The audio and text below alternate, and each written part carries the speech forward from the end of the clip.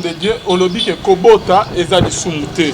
Donc Marie Misama aboti, net que ba Denis ba koti na makamongo aboti na c'est normal Kobota eza lisumuté. Par là ozo reconnaître que Marie Misama abota ki mona mususu. Oui. En dehors il y a Ruth.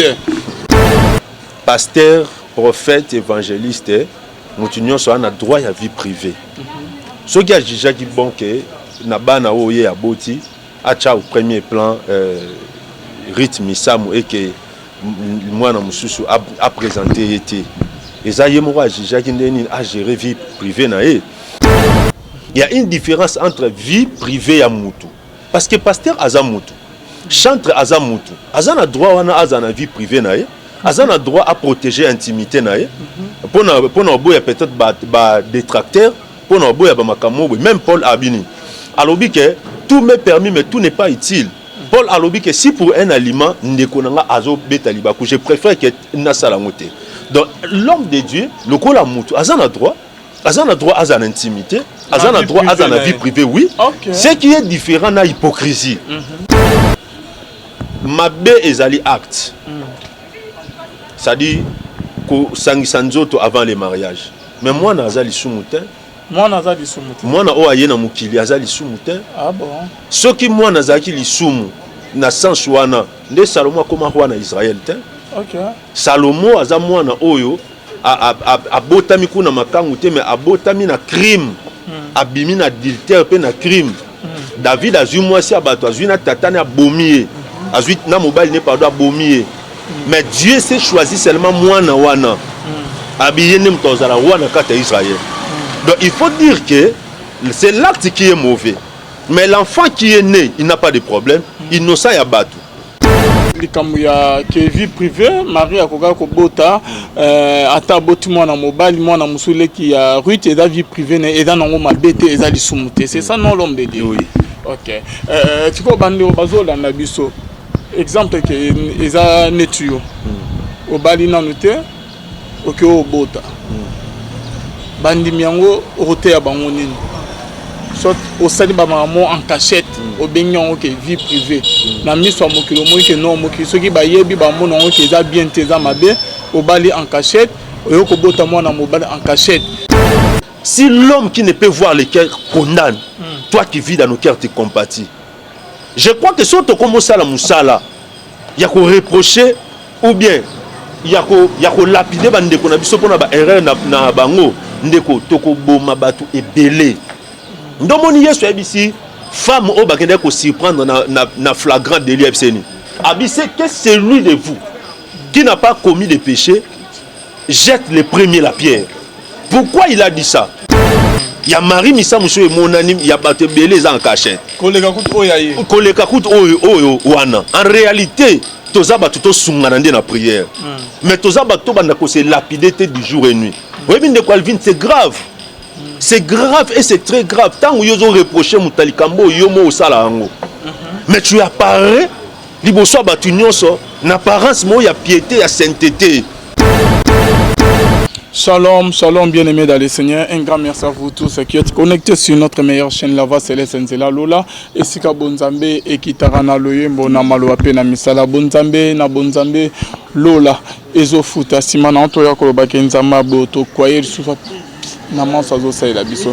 Merci na bande oignon tout basute na musalo et là je vois le pasteur fais amis si à la bouche autorisée de l'Éternel depuis Zurich na filo mukwa ya motema ya bivence de homo depuis Londres na maman Gisèle lukelo motema papa Emmanuel na Boston pe na maman Mami Munga motema ya papa Blaise Mbunga na Suisse. Bonzambe na bonzambe Yesu nde mosuki si bien aimé dans les Seigneurs toujours na cadre ko informer bino ba émission bien aimée to la na ba émission et salami na opeke ngamo na salaki sur Marie Missamu mwana ya Marie Missamu enfin bien aimé tozoya ko ba révélation misusu le na émission na biso boti la toujours connecté. Qu'est-ce qui se passe bien aimé les CP na Marie Missamu. Shalom l'homme de Dieu. Shalom de Marie. Bonne santé. Yesu azobate la biso na ngolo nzambe toza très bien. Kala ozomona nazali ndeko soto omona na teboye. Ezala kaka nenzamba c'est prophète Eli. Montre-toi, cache-toi. Il y a des moments où yo Tomi Monisaka, il y a aussi des moments où Tozwaka. Pour la présence en Nzambe, Mikolo, tu as un programme chaque lundi. Tu as une tendance. C'est ça qui fait qu'après la retraite, tu as une retraite. Alors c'est ça qui fait que des fois, comme on a une minute. Mais avant, on a une pesi ban Nzambe non sombote. Biska boza Nzambe apambola. Ba o nyonso apesi biso, atiena sama ko na biso. Ba o nyonso ba ndimela lotomo na biso, partout place ozali, ba maman, ba papa, bana mikolo, la pesi bino mbote na kombo Yesu. Merci beaucoup, apôtre Basile. Toujours dans le cadre de informer Bande Obazola Nabiso, l'homme de Dieu, tu dis déjà dans les vifs, il y a émission Nabiso, Bissolo, il y a Marie Missam. Réaction non, par rapport, il y a des propos, il y a des serviteurs, il y a Nzambe, prophète Deniles, na pasteur Ngefa. Au moment de Marie Missam Bota, mon amour en cachette, il y a Mobali, na pasteur Moro Nalimete. Ok, merci de Qualvin. Marambo, il faut que l'on bien. Ils ça la Sony. Et ça la paix passe dans mon thème. Marie Missamou, elle a travaillé pour le Seigneur. Elle a aussi ramené beaucoup des âmes dans le Seigneur. Alors, à quoi mériter, elle mérite beaucoup. À titre posthume, bien sûr, mais pas y a allégation Yaboé. Bon, parce que Azahi moi si il faut qu'il abota.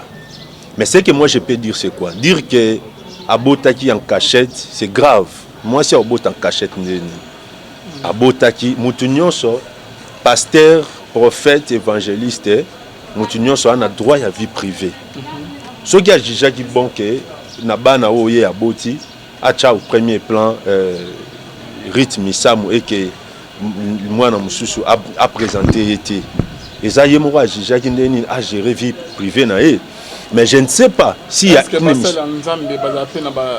vie privée na banto faut authentique plusieurs na vie privée dans deux vies moko vie en public une autre en privé papa oh que bazo sama moya kuku ya mabe mokilezo ye baté donc bino basala nzambe il est permis que vous appelez la vie privée net que hypocrisie mo bozo ça. Non, il y a une différence, c'est là où nous devons différencier. Il y a une différence entre vie privée na hypocrisie. Il faut tout ça la différence soit. Donc au boto en cachette, ozo ça no kinduma en cachette. Non. Donc OK. Oui, Paul Bible et l'obinin. Paul a reproché Pierre. Paul a reproché Pierre pour la hypocrisie. Parce que a reproché Pierre à lui, na couture aux se dissimuler na ba païen. Il y a une différence entre vie privée et moutou. Parce que pasteur Azamutu, chantre Azamutu, Azan a droit à la vie privée nae, Azan a droit à protéger l'intimité nae. Pour na boya peut-être ba détracteur, pour na boya ba makamo, même Paul Abini. Alors que tout m'est permis mais tout n'est pas utile. Paul a dit que si pour un aliment, je préfère que Nassalamote. Donc l'homme de Dieu, le col a moutou, Azan a droit à son intimité, Azan a droit à sa vie privée, oui. Okay. Ce qui est différent de l'hypocrisie. Hypocrisie, c'est quoi? Ils allaient double face. C'est-à-dire, aux opés apparence, oh yo zate. Aux opés apparence, makambo yo en cachette au salate. Ils ont différent de la vie privée à moutou. Ils ont différent de la vie à couple. Moi je crois que okola mukate na tongo boy okomona exemple na ba papa na biso o nzamba tombola na kati ya mboko okola mukana tongo te OK na ndako général sonika boy okola mukana tongo te OK et pas pasteur mutombo okola mukaka te ola muti na tongo bina ketala mutu x na ketala mutu y non. Pourquoi? Parce que bazo préserver vie intime na bango, bazo préserver vie privée na bango okoti kelango accès na mutu nyos touté parce que Marie Missa mupé lokola mutu azepe na vie privée na ye à côté qu'on protège mais place ma beko ya les quand place ma beko ya ça ceux qui moutoumora tunaki et nombre bana que awangani tant ozo ba que dans la vie privée na oui par là tant yozo ba que vie privée qu'est-ce que vous comprenez par vie privée? Il y a un serviteur de Dieu. Oui, c'est que je comprends par un servante. Oui so otangi na Bible ndeko Alvin na bato ba olanda biso nani ko betela ngai vie de famille à Pierre. Tu vie de famille à Jean. Tu vie de famille, il y a Matthieu. Tu vie de famille, il y a tous ces gens-là, il y a l'apôtre Nyos. mutu monta ko tombola musapilelo alobake Pierre azali na bana boye abandé ko vanda boye na Bible exacte Nzamba préserver ba vie na bango. Dieu n'a pas voulu à ce que vie na bango ezala étalée. Et puis pour dire ça, nana ya vie intime ya ba prêtre catholique azate. Ba sango ba na vie privée na bango. O ke ba vivre na kata couvent, mutu ana accepter mutu ana lote ba kutana na batu au prêchoir. Ba bima pe na bandimi na ba sœur et la vie privée. Oui, non, ba ça la vie na bango, les restes na koye batin. Mais en tant que des gens, ndeti biso na quartier. Oh, et ça mon père, moi, avant d'arriver, ça n'existe pas. Bah, ça, on va vendre dans la carte à couvert. Pourquoi? Et ça pour protéger cette vie-là. Parce que si on te protège, vie, on a été en gros, on a bavir au non suézali. Non, ça a différence. Tant on a la vie privée, zanine.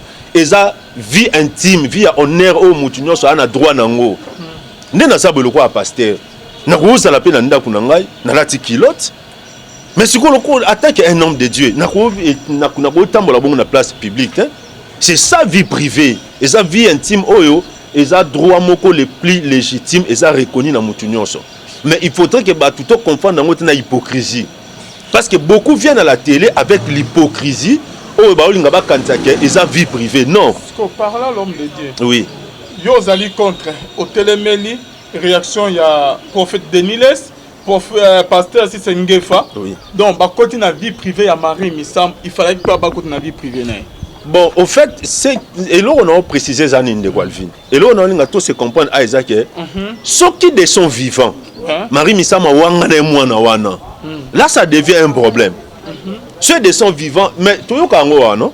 Combien des artistes, combien de stars na biso? OK, so botunye nombre des enfants abika na bana belé. Ma bezali ceux qui de sont vivants a wanganaki. Que batuni wana bana combien bina na mwana moko wana ne mabe parce que wanga na mutute oko wanga na te o abimi na bantrai na yo soko ko pesa nombre te mais oko wanga na bango te parce que même mwana wana soka koli ba brandir émission wana que ta maman abino le batuna ki nombre de bana ba na mwana ka moko e ko léser mais abanaka ko lobela ko ta bango le bémaré mais c'est oui c'est ça justement on ne sait pas la raison ni ça là que alobelaka rita alobela o wana mususu te toko en vouloir te parce que neye tolobaka et pas na biso biso bato mwindu basambisaka moweite so muto akufi il y a ce qu'on appelle le respect dit aux morts beaucoup bando juger te pourquoi asala ki boité pourquoi azongsa boité pourquoi aloba boité non notre sœur a servi le Seigneur et puis asala linzambe na ba capacité na place o akokaki na place o akokaki te toza biso nyoso ba témoin omoni. Mais si, le problème qui est là, c'est quoi? Le problème qui est là, il faut que tu aies la paix, honneur, la dignité à Moutou. Nazo c'est répété pour dire quoi? Ce qui a wangane moana na de son vivant. Au moins il y a une différence entre ko bomba moana na ko wangana moana. Ce qui yo oboti moana, mais ozo wangana ye. Ozo ça va tout que non, so batunyo est-ce que ozala moi wana bana combien yo bingana kana rythme samu, c'est différent. Na so mutamoni ke na ko étaler vie na été azaki mutu.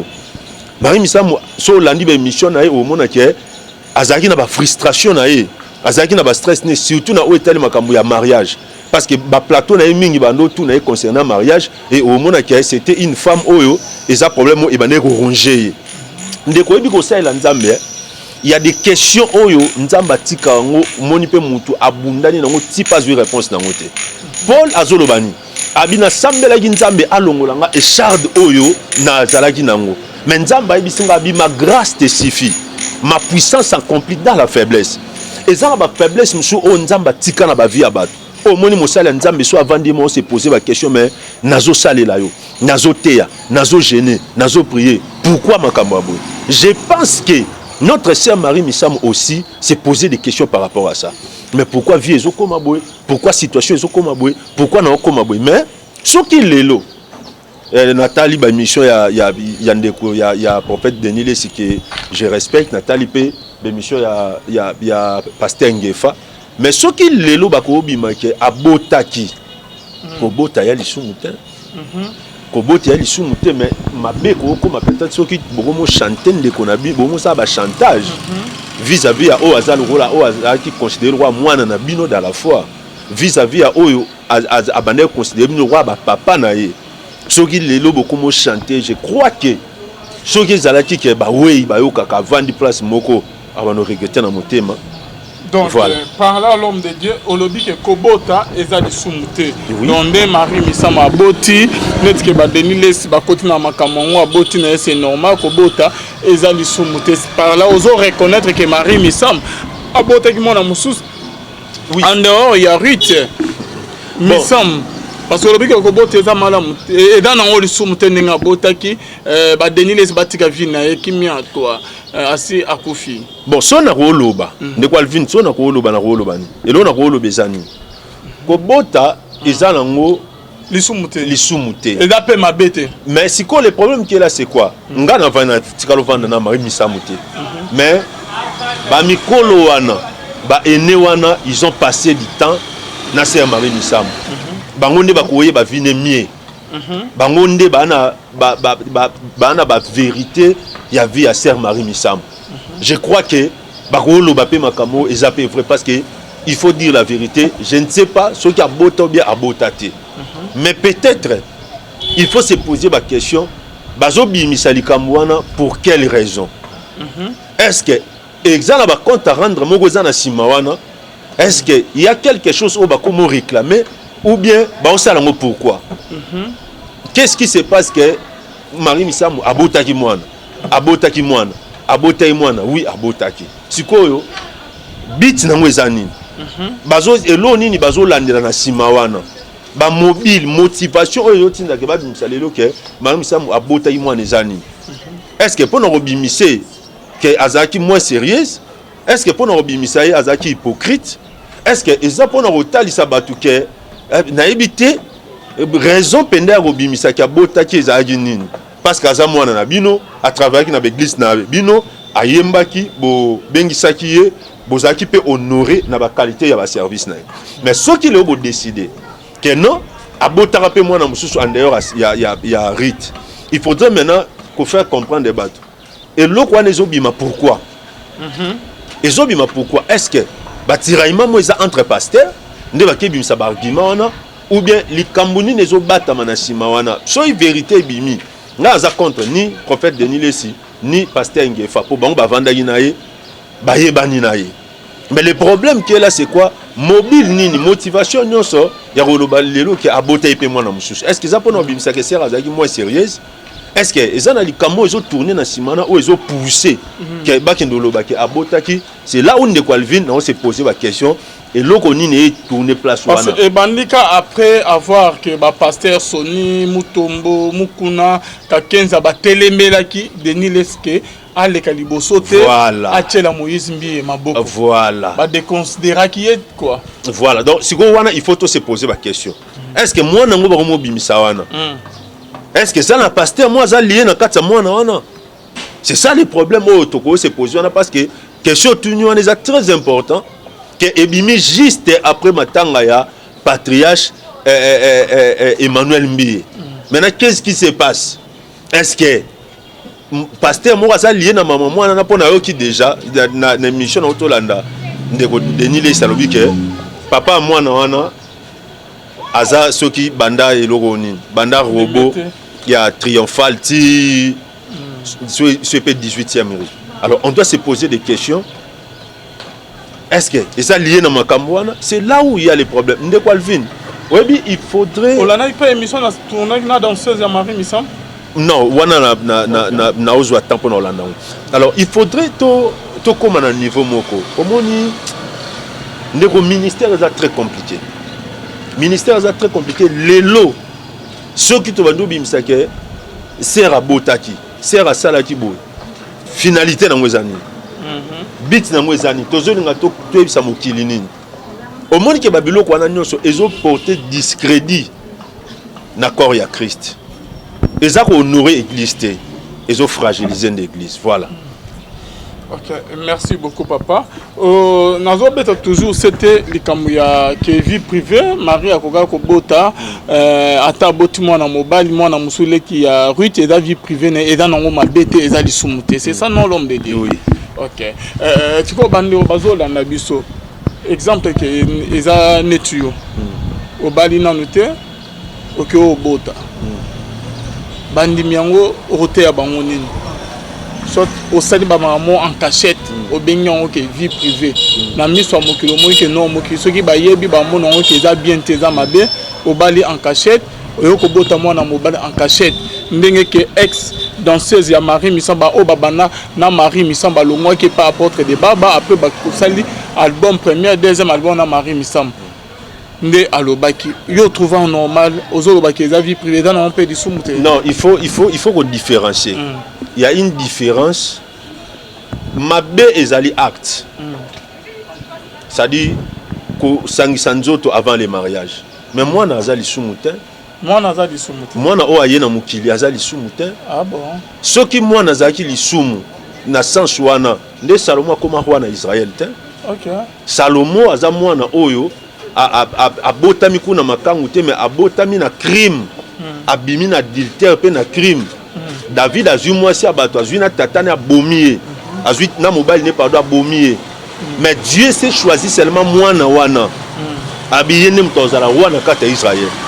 Donc il faut dire que c'est l'acte qui est mauvais mais l'enfant qui est né il n'a pas de problème innocent ya bato azanelo moté. Alors par rapport à la question otuni ezani par rapport à la question otuni soki asali makamwana ndeko Alvin il faut tondima eloko yo que mutu o nzambe abenga azarana ben perfection na ye. OK. Dieu n'appelle pas des parfaits. Vous comprenez? Mutu le roi Moïse un grand prophète o nzambe azwe bisa data na Corée azwe bisa bangabi quand il y aura un prophète au milieu de vous moi l'Éternel non solane na ba songe na ba énigme mais il n'en est pas ainsi de mon serviteur Moïse. Je lui parle face à face comme un homme parle avec son prochain. Mais mutu abongo akoti na mboki lakate nzamba zui nzambe a marché ba moté pour na bisa Moïse ke okomona mais okota te sans que na lobela ba David l'homme selon le cœur de Dieu a cause na capacité malgré le cœur de Dieu ya ozwa mwasi ya mutu pe oboma mobali wana bomi pe histoire isili mutu nyonso na nzoto oyo parfait azate alemo loto aloba elo mona répéta ngo abi. Si l'homme qui ne peut voir le cœur condamne, toi qui vis dans nos cœurs te compatis. Je crois que si on te commence à la moussala, il y a qu'on reprocher ou bien il y a qu'on lapider bande qu'on a biso pour na erreur na bango ndeko toko boma batu et belé. Ndomoni yesu abisi femme au bakende ko surprendre na flagrant délit abseni. Abisi que celui de vous qui n'a pas commis de péché jette le premier la pierre. Pourquoi il a dit ça? Parce que Jésus a regardé dans tous ces gens-là à Monique, ma bé au moins moi sur la salle, ils appellent la kachabatonios. Mais la différence seulement c'est quoi? La différence c'est ça seulement parce qu'il y a moi sur monani. Il y a moi sur monani, mais il y a oyo et monani nante. C'est ça la différence. Maintenant le problème qui est là c'est quoi? Il y a Marie et monani, il y a Denis les bamabo, on va salaire et monani. Il y a il y a Denis les cités, mais il y a batunyoso. Il y a Marie Missa Moussou et mon anime, il y a battu belé en cachet. Koleka kout oyo wana. En réalité, toza batuto sunganande na prière. Mais toza batuto bandako c'est lapidité du jour et nuit. Oui, bien de quoi c'est grave. C'est grave et c'est très grave. Tant où ils ont reproché Moutalikambo, yomo osala ango. Mais tu apparais, liboso batu nyonso, n'apparence mo ya piété, ya sainteté. Asali bongo pona nini azong si boy poni pendant que conscience ne je biso que oh ya sali on na sala wango non il y en a aussi oh ba sala biloko wana mais que ma bien na bango monité merci Seigneur. Paul a ébisi Timothée ni abi n'impose les mains à personne avec précipitation et ne participe pas au péché d'autrui nasima abaksini abi parce que les péchés de certaines personnes ne se manifeste pas directement, mais se manifeste avec le temps. Ndeko, au monde et là ma bien batunsu et mon immédiatement. Mais ça batunsu ma bien bango et c'est un temps. Et c'est un temps pour et mon ana. Je crois que biso nyonso attaque bana nzambe. Il faut tuer belo mo que ce qui m'a bien batunsu et mon ani. Et ça peut na bateau ba osala mabiko le kabatwana. Ce que nous pouvons faire en tant qu'enfant de Dieu, c'est de se soutenir dans la prière. Dieu ne nous a pas envoyés pour nous juger entre nous. Nzambe atindi biso te pour tous se juger, tout ça dans le jugement il y a valeur pour tout ça jugement monté il y a critiquer bande qu'on a biso ya finga mais nous sommes là pour nous tous se soutenir. La Bible dit quoi? Vous qui êtes forts, vous devez supporter les faibles. Il faut tout comme à un niveau parce que ce qui est église est atteindre la perfection. Voilà, il faut y aller directement. Mais il faut que les gens comprennent que l'église est au dans la bateau. Oh, bah, bah, maïna makila, bah, bah, bah, défaut. Mais au-delà, il y a tout wana, nzamba zui li kabona a tient katia bateau. Ce n'est pas à dire qu'il faut battre na masumu, non. Bible zoloba, c'est que Dieu veut, c'est votre sanctification. Nzambe na masumu et simbarate. Ndeko, nzela nzambe, navia masumu, navia perversion, et tambolate. So mosali nzamba otambola bongo yebango et quoi atteindre et tôt ou tard. Mais pour moi, je trouve que la place tout c'est lapider la place publique. La place tout c'est dénoncer la place publique. Il faut tout sunganande. Ceux qui les autres comprennent que ah c'est razagi na hypocrisie. Atambola ibienté. Il y a ce qu'on appelle bah secret d'état. Ah bon? Oui. Pas secret? Il y a ce qu'on appelle nakachamboka. Il y a ce qu'on appelle les secrets d'état. Oyo. Beaucoup de talents dans la place publique pour fragiliser. Je crois qu'il y a un cadre pas église. Azan ne qu'on a biso. Toko protéger épée. Toko sacrifier épée. Toko sala teto ando bimisa makambo et ko remettre musala non social ma misamu asala ki batba on remettre en cause. C'est que c'était une aventurière. C'est kazaki na vie abo, c'est kazaki na vie abo. Est-ce que a vie wana nzambe pe azako partager ngo? Biloko wana ils sont fragilisés l'église. Oyebi bako dénoncer wana ndeko na lobelo mo pona succès. Et même témoignage ni. Nanya ko loba lelo ki yana ser mo abongoli motema, yana frère mo abongami parce que ba pasteur moko ba prophète moko ba pesi témoignage que ba pasteur baza ba faux, ba pasteur baza ba aventurier. Mais so la nuit au monde que ko dénoncer wana et comme si non ka ba incrédule. Ils ont rendre ba de plus en plus ba incrédule. Oh, Moussala Yesu zaki pour gagner les âmes. Mais si ko ba ko dénoncer wana rôle na mwezani et pe ka ba sambela. Et rendre ba incrédule. Et pe ka ba ke ba prière. Ils ont la confiance à peuple et pas basal nzambe. Or que la Bible est claire. Confiez-vous à l'Éternel, vous serez affermis. À ses serviteurs les prophètes et vous réussirez. Je ne pense pas que nzamba commettra qu'erreur. Aïbi sabana na eba na confiance à basali na ye. Trop dénoncer ba erreur bisonyonso. Nous faisons les erreurs et zali. Mais il y a quoi talent on a ba sens comme si il y a un acharnement. Et ça pena malam mingité. Voilà ce que je peux dire. Okay, merci beaucoup l'homme de Dieu, apôtre Basile. Mutuna musu les que aux apôtres Karato aux allez peut mettre avocat par rapport à nani autant droit l'homme de Dieu na bande bazola na biso. Ba makamu ba émission de Nile ça sali sur Mowei Marie Missa Mosakufi atiki mwana Ruth famille bazawana ngefa pe ayoko bakisa lisuko confirmant OK il y a solo à Bota selon loi ezani parce que famille peut bako aussi dika ou comme mirana opese na loi o ke bino botanga l'homme de Dieu ezama be ou comment bon ndeko Alvin bakoki ko ce que ezali kambo ba témoignage boye bako poursuivre mutu pona ba imputation dommageable.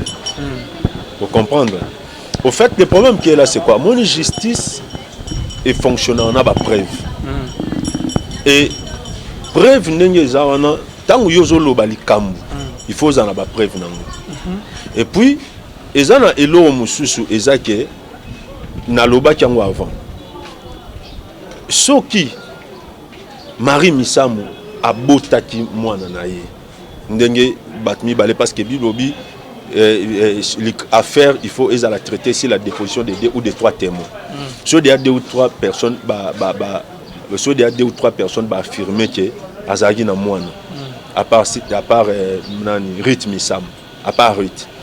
Je crois que bangonde bazaki na ye. Bangonde ba vie na ye. Mais c'est quoi le problème qui est là c'est quoi? Le problème qui est là déjà ba chantage wana. Vous comprenez? Il y a ko banda ko yemba ndeko na bino soki famille ba juger que ils ont porté atteinte na honneur na dignité ya mwana na bango mwasi. bako poursuivre bino pe na justice soki famille non net que famille va porter prophète Denis les plaintes na ngefa plainte na bamarambazo ba sur Marie Misam au lobby que na loi ba ko porter plainte ngefa prophète Denis na makamazo ba en tout moment na ba émission que Marie Misam abota so famille que ba porter bango plainte l'homme de Dieu. Oui, et nini et da infraction ni basali ba okangama ou infraction ni Denis les na ngefa basali imputation dommageable ça dit bozako loba makambo o famille bazo considérer que ils ont porté atteinte na honneur na dignité ya ndeko na bango o akufa. Vous comprenez? Donc ba ko interpréter ba okanga bango. Oui. Bon ngai na matière ya Nzambe moni Yesu alobi boy. Même Paul a obi surtout un problème to traitango na kati na biso. Na l'état te. L'état. Bon so net que ba juger bon que ba que l'état a jugé que makambo bato ba oloba. Parce que ezaka prophète Denis les cité eza pasteur ngefa kate eza pe na bato musu ba ko oloba biloko wana mais so famille ba juger bon que ils ont porté atteinte na honneur na dignité ya mwana bango akufa même na dignité ya foyer au atika. Vous comprenez? Nde wana ezaka famille wana te ezaka mutu nyonso akoloba bon pona likambo boy on va saisir la justice. Wana siko tant ba saisir justice wana et comment justice à ça musalana. Vous comprenez? Mais nous en tant qu'enfants de Dieu, nous en tant que chrétiens, quand il y a un problème, le bango na kati na biso po ici là parce que pourquoi pas que Denis laisse prophète ba que na ko famille ma très bien ba que nous recevons ba on ba les on a TV parce que comme un moment que ba porter ba on plainte ba juger on ce à l'amiable que église essayer que bobeng non. Bon moi je pense que famille a Denis Lesipé pardon famille sœur Marie Misamu bako ke na ngope na justice té na sens que et pourquoi que Denis laisse aluka ki famille té que ba solo là c'est ça la question il y a monde de questions ceux qui Yesu abini son ne kono asali mabe luka yonaye so ayo kité o luki sous famille wana au juit mutumoko so ka yo kité au juit deuxième personne ce qui bomona ki ndeko na bino abotaki moi là où je me pose des questions mobile les anini ya robimisa ke ser abotaki mwana mususu en dehors ya rite et loko nini e batami na sima wana est-ce que Marie Misamu abimika lokwa book émissaire que ba pasteur bazo wela na entre bango sko ba kezo likambo ya ndeko ya mwana bango mwasi parce que mobile nango ezani raison nango ezani Marie Misamu abimaka azar aventurier mobile ezani qu'est-ce qui se passe na sima likambo wana ba pasteur bazo landela nini parce que e osala nini so ba informer ba tulelo ke abotaka pe mwana oui OK abotaka mwana et après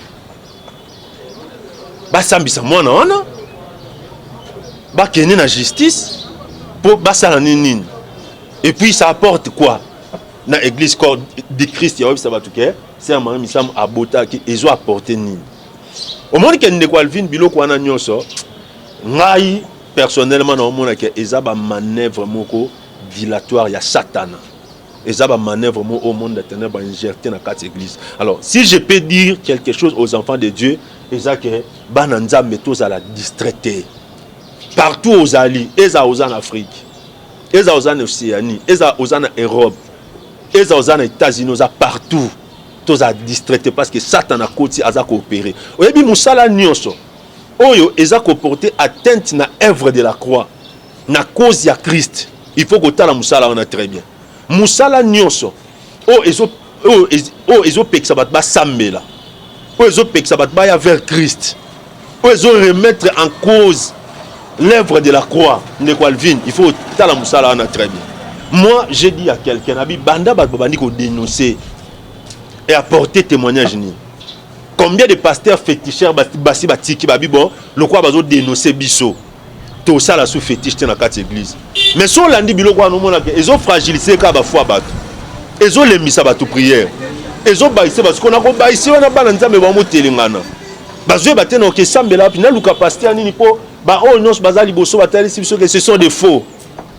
Siko ba vrai ba ke vanda wapi. Et tche peuple na kacha confusion. Nzamba sunga ba oyaye mon frère ma sœur partout place aux arts.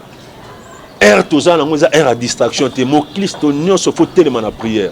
Mo Christ nyonso faut sambela, mo Christ nyonso faut la vigilant parce que la Bible dit Votre ennemi, le diable, rôde comme un lion rugissant, cherchant qui il dévorera. Ne donnez pas accès au diable. Voilà ce que je peux dire. Merci beaucoup, apôtre Bazi. C'est la fin de notre émission. Natikolo quelques minutes, ata pendant 5 minutes, on peut un message non Yasuka, na bande Bazola Nabiso, et votre numéro de contact. Merci beaucoup. Tika Nzambe Alola a Pambola Biso, Nalingi, Tozwaka juste pensée biblique mot na katia Bible. Pendant quelques minutes seulement oyo ndeko asali biso atikeli biso temps o totanga na mukanda il y a livre ya Juge chapitre 6 totanga les versets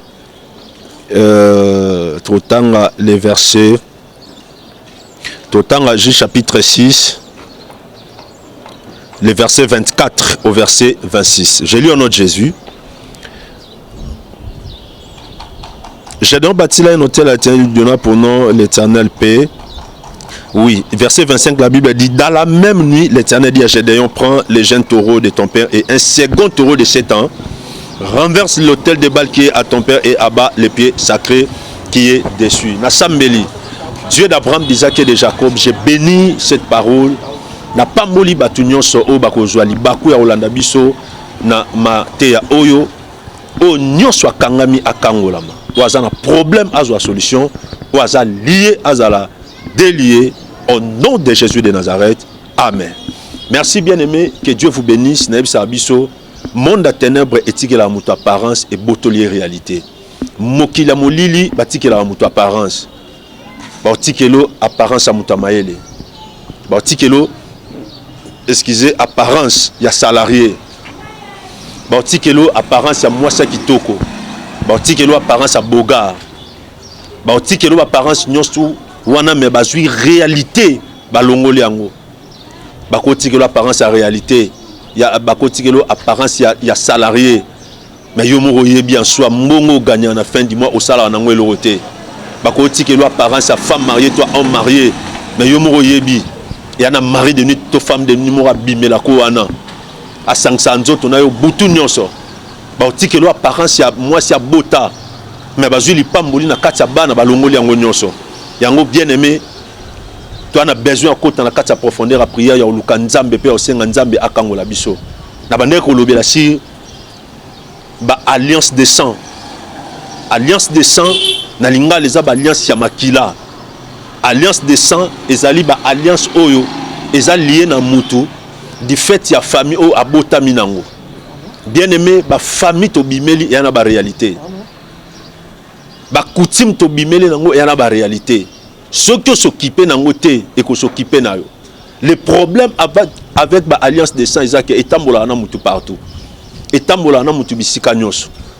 Ezalozan à Kinshasa, ezalozan à intérieur, ezalozan à Afrique, ezalozan à Côte d'Ivoire, ezalozan à Mali, ezalozan à Europe, ezalozan à Asie, na États-Unis, partout. Alliance Yamakila et Tambola na mutu. Yango mona même phénomène, même réalité aux Aïna na Congo, au Bikalango Libanda Moka. Même réalité aux Aïna na tango zaki célibataire au Bikango tango Bali. Pourquoi? À cause de l'alliance des sangs. Bien aimé, et comme tant mon frère, ma sœur, to samela nzamba longo la réalité on yoka nzamba bisi Gédéon nzamba bisi Gédéon. La Bible dit dans la même nuit verset 25 livre Juge chapitre 6 verset 25. La Bible dit dans la même nuit l'Éternel dit à Gédéon, prends les jeunes taureaux de ton père et un second taureau de 7 ans, renverse l'autel de Baal qui est à ton père et abat les pieds sacrés. Nzamba linga kena Gédéon bitumba alinga ke bunda alinga kota Gédéon na kata champ parce que Gédéon va avec cette force que tu as parce que yonde au Kangola libota na yo. Mais qu'est-ce qui s'est passé? Nzambe o ala makoki nyonso. Nzambe asali ko na se. Mais abisi Gédéon abi avant okende détruire nos hôtels de Baal. Détruire nos réalités famille. C'est là où je me pose des questions. Pourquoi Nzambe o ala makoki nyonso? Encore tamwana Gédéon bongote. Encore se promener, encore tamwana bongote. Mais il fallait que d'abord Aïbza Gédéon a détruit l'hôtel de Baal. Nzambe, est-ce que Nzambe azanga nguya? Est-ce que Nzambe azanga force pour tambola na Gédéon? Non. Mais Nzambe yebaki ke mokilo ye mo wakela et yana ba loi. Yana ba principe. Yana ba norme nango. Et que lokola Gédéon aza mwana ya tata wana. soka kena bitumba bongo et loko ya tata na ekobanolanda ye. C'est ça, Dieu a compris que avant to kenena yo, il faut banda ko renverser no eloko wana. Bien-aimé, la Bible dit mon peuple périt faute de connaissance. Ba sambela na misu makasite. Ba sambela na loyengete. Tango sambela il faut ba keto vivre na mokili, yana ba principe, yana ba loi. Et même Dieu lui-même qui a créé les cieux et la terre a ebiango. A ebi kana ko tambola na muto boité. Son atambo ne boy échec ezali. Yango remarqué même David. David avant Bundana Goliath, il fallait qu'il nous allons à bitumba famille. Bitumba famille ezaki nini? Famille David abimela ki ezaki famille moko bergère. Ba boko laka ba nyama na kacha zamba bitumba na bango ezanini? Bitumba na bango ezaki ba lion na ba ours ba yaka pona menacer richesse. Et David avant qu'il ne affronter Goliath, il fallait qu'il na Bundana bitumba famille wana. Ba lion o ba kota na kacha famille, ba ours o ba kota na kacha famille. Mon frère, ma sœur, ozola nangana habité réalité famille na bino ezanini. Yango mona ozo no musala. Libala ezoya. Ba relation ezoya. Mais ezo suka na nzela pourquoi? Parce que ba combat famille olonga ngona onte. Parce que alliance ya makila e katanité. Parce que réalité on nzamba ebisaki Gédéon. Abi détruit d'abord l'hôtel de Baal qui est à ton père. Nanu o détruit en côté. Yango mona musala ezoya. Relation ezoya. Liba les oya mais et soukaka nanzela. J'aimerais par cette prédication. J'aimerais na penser mu ko nzamba pe siso o comprendre que temps est coquille. Il faut réalité en équoya. Avant David à se présenter à Bundana Goliath, il fallait qu'il d'abord à Bundana lion, à Bundana ours ezaki ba combat ya famille. Richesse na bongo za menacer na ba ours. Richesse na bongo za menacer na ba lion. Avant que Bundana Goliath, il faut olonga na l'esprit wana. Voilà bien aimé dans le Seigneur combat famille place et vandi. Voilà place alliance à famille vandi. Yango o mona partout place oza o sambela. Mais le kolo quartier loko wana te elanda yo. Toza pia na temps mingi te parce que les médias ils attendent. Mais ngina o mukenzambe a sololi na yo. O comprendre que il faut kata réalité wana. Il faut o kata alliance wana. Mon frère, Kolanda te o bat bakomolo balelo. Ba pasteur ba sa ba faux. Ba pasteur ba saliboy. Il y a des faux, il y a aussi des vrais. Mais le problème est sa réalité au bikana vinao. Le problème est sa maladie au kutanango. Le problème est sa ba réalité ya famille. O so lali o lotawana. Na te ya mutumoko. Ba soda o balanda ko na butu na banoto wana. Ba uta wapi?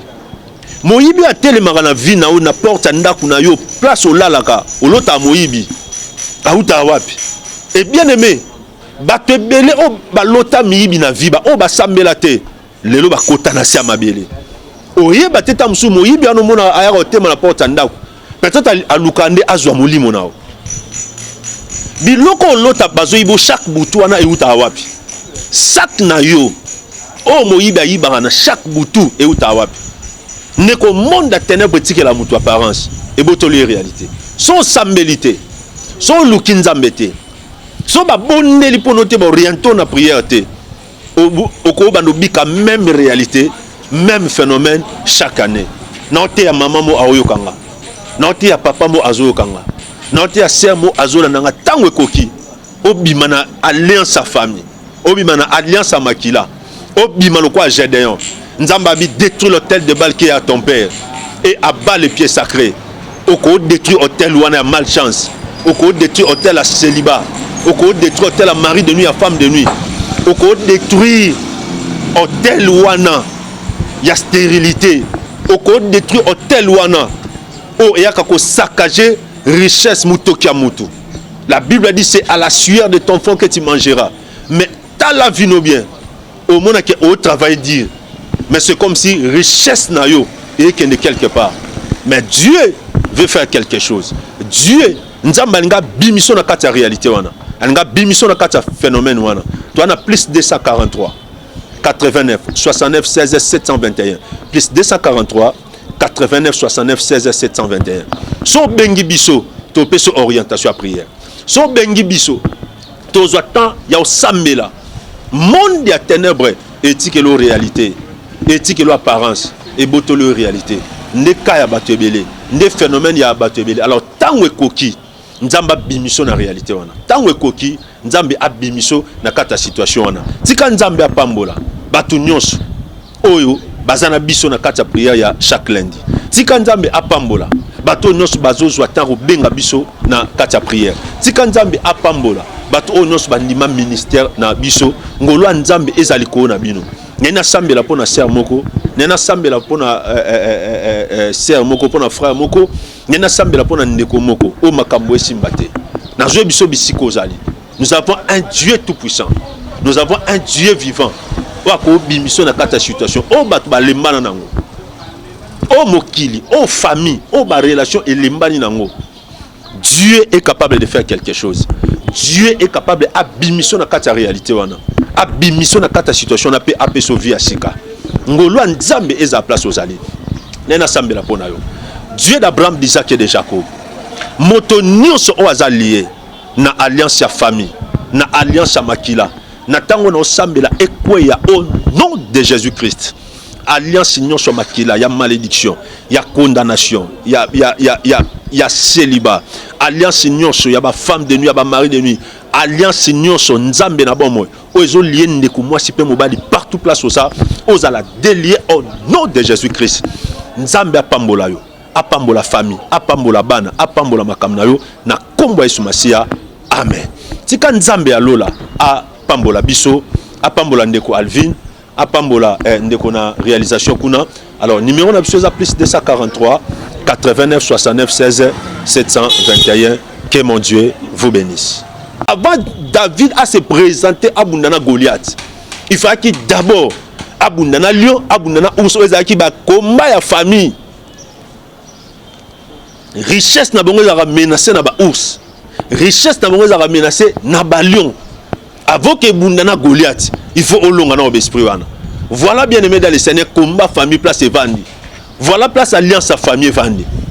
Yango au mona partout place au sambela. Mais le colo quartier loko wana te elanda yo. Toza pia na temps mingi te parce que les médias ils attendent. Mais ngina o mukenzambe a sololi na yo. O comprendre que il faut kata réalité wana. Il faut o kata alliance wana. Mon frère, kolanda te o bat ba komolo ba lelo. Ba pasteur ba sa ba faux. Ba pasteur ba saliboy. Il y a des faux, il y a aussi des vrais. Mais le problème est la réalité au bikana vinao. Le problème est la maladie au kutanango. Le problème est la réalité ya famille au so lali au lotawana. Nate ya mutumoko. Ba soda o balandago na butu na banoto wana. Ba uta wapi. Moyibi a telemaka na vie na o na porte ndaku na yo place au lalaka au lota moyibi. Ba uta wapi. Et bien aimé, bato ebele o balota miyibi na vie ba o basambela te lelo bakota na sia mabele oye bateta musu moyibi ano mona aya otema na porte ndako peut-être alukande azwa molimo nao biloko lota bazoyibo chaque butu wana euta wapi sak na yo o moyibi ayiba na chaque butu euta wapi neko monde ténèbre tike la mutu apparence et botoli réalité son sambelité son lukinzambete so ba bonneli ponote ba oriento na prière te oko bando bika même réalité même phénomène chaque année note ya maman mo aoyokanga note ya papa mo azoyokanga note ya sœur mo azola nanga tango ekoki obima na alliance à famille obima na alliance à makila obima lo kwa Gédéon nzamba bi détruire l'autel de Baal qui est à ton père et abat les pieds sacrés oko détruire autel wana ya malchance oko détruire autel à célibat oko détruire tel mari de nuit à femme de nuit oko détruire hôtel wana ya stérilité oko détruire hôtel wana o yaka ko saccager richesse mutoki ya mutu. La Bible dit c'est à la sueur de ton front que tu mangeras. Mais t'as la vie no bien au monde que au travail dire mais c'est comme si richesse na yo et que de quelque part mais Dieu veut faire quelque chose. Dieu nzamba linga bimiso na kata réalité wana alinga bimiso na kata phénomène wana tu as plus 243 89 69 16 721 plus 243 89 69 16 721 so bengi biso to peso orientation à prière so bengi biso tozwa temps ya osambela monde ya ténèbres éthique lo réalité éthique lo apparence et botolo réalité nde ka ya bato ebele nde phénomène ya bato ebele. Alors tango ekoki nzamba bimiso na réalité wana, tango ekoki nzambe abimiso na kata situation wana, tika nzambe apambola bato nyonso oyo bazana biso na kata prière ya chaque lundi, tika nzambe apambola bato nyonso bazozwa tango benga biso na kata prière, tika nzambe apambola bato oyo nyonso bandima ministère na biso ngolwa nzambe ezali ko na bino. Nena sambela pona sœur moko, nena sambela pona sœur moko, pona frère moko, nena sambela pona ndeko moko o makambo esimbate na zo biso bisiko zali. Nous avons un Dieu tout puissant, nous avons un Dieu vivant wa ko bimiso na kata situation o bato balembana nango o mokili o famille o ba relation elembani nango. Dieu est capable de faire quelque chose. Dieu est capable abimiso na kata réalité wana, abimiso na kata situation na pe apeso vie asika ngolwa nzambe eza place ozali nena sambela pona yo. Dieu d'Abraham, d'Isaac et de Jacob, moto nyonso o azali na alliance ya famille, na alliance ya makila, na tango na osambela ekweya au nom de Jésus-Christ. Alliance nyonso makila ya malédiction, ya condamnation, ya célibat, alliance nyonso ya ba femme de nuit, ya ba mari de nuit, alliance nyonso nzambe na bomoy ozo lié ndeko mwasi pe mobali partout place osa ozala délié au nom de Jésus-Christ. Nzambe apambola yo, apambola famille, apambola bana, apambola makamna yo na kombo Yesu Masia. Amen.